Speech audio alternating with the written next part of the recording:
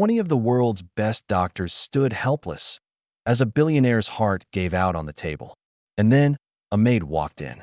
What she did next left them speechless. An opulent estate. A helicopter lifts off. Inside, a man lies unconscious on a stretcher. Doctors shout orders. Maxwell Hartman was a legend. Oil tycoon. Real estate giant. Billionaire with a portfolio that spanned nations. But none of that mattered the moment his heart collapsed during a board meeting. Cardiac arrest. No pulse. And not a single family member by his side. He was airlifted to the best private medical facility in the country. 20 of the finest surgeons, specialists, and neurologists stood around his body. And still, his heart wouldn't beat. Inside a futuristic hospital room. Medical monitors flatlining. Doctors sweating. Confusion in their eyes. Adrenaline.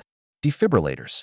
Even experimental injections. Nothing worked. 1 hour became 2. The billion-dollar heart refused to restart. Desperate murmurs filled the room. Some whispered, "He's gone." Others said, "We'll be sued." But someone else said nothing. She was in the corner, wearing a cleaning uniform, holding a mop. Her name was Rosa. Rosa, a middle-aged woman in a maid's uniform, eyes filled with calm strength, watches quietly from the doorway. Rosa had worked in the Hartman household for nearly a decade, and no one really noticed her. She was just the maid, invisible. But that night, something stirred in her. She stepped forward, slowly, and asked the unthinkable, "May I touch him?" A doctor scoffed. "Step back. You're not qualified." But the head nurse, trembling and desperate, nodded, and Rosa reached out. Rosa kneels beside the hospital bed, places her hand gently over Maxwell's chest. Everyone watches, breath held. She placed her hand over his heart, closed her eyes, and whispered something in Spanish, softly, like a prayer, like a spell. The room fell silent. The machines ticked, beep, beep, beep. His heart restarted, doctors staring in disbelief at the monitors. Rosa quietly backing away. The billionaire opens his eyes slightly. Doctors rush to the monitors. The rhythm was real. Maxwell's blood pressure stabilized. His eyelids fluttered opened. No one could believe it. 20 top minds had failed. And a woman with no degree had succeeded. But Rosa, she didn't smile. She didn't boast. She simply whispered, "He wasn't dying of illness. He was dying of pain." Flashback of Maxwell sitting in his office, staring at a photo of a woman and a child. Silent tears fall. What the doctors couldn't see was the wound inside him. Maxwell's wife and child had died years ago in a car crash, one he blamed himself for. Since then, he had lived in guilt, surrounded by wealth, but never by love, until Rosa came.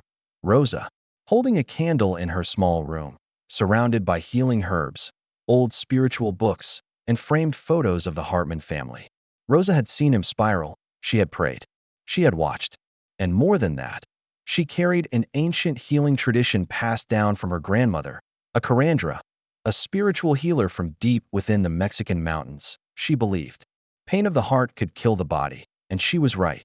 Breaking news headline: Billionaire saved by Maid? Medical panels. Viral social media. The media exploded. Did a maid really save a billionaire? Was it faith or fluke? Doctors demand answers. Rosa declined all interviews. But Maxwell, he didn't stay silent. He stood before the world and told the truth. Maxwell didn't return to boardrooms. He returned to people. He built clinics, donated millions to hospitals, not for machines, but for mental health. And he gave Rosa the title she always deserved: Chief of Healing. Not a doctor, not a maid, but a woman who reminded the world that the greatest medicine isn't always found in syringes. Sometimes it's found in grace. Science saves bodies, but compassion saves souls.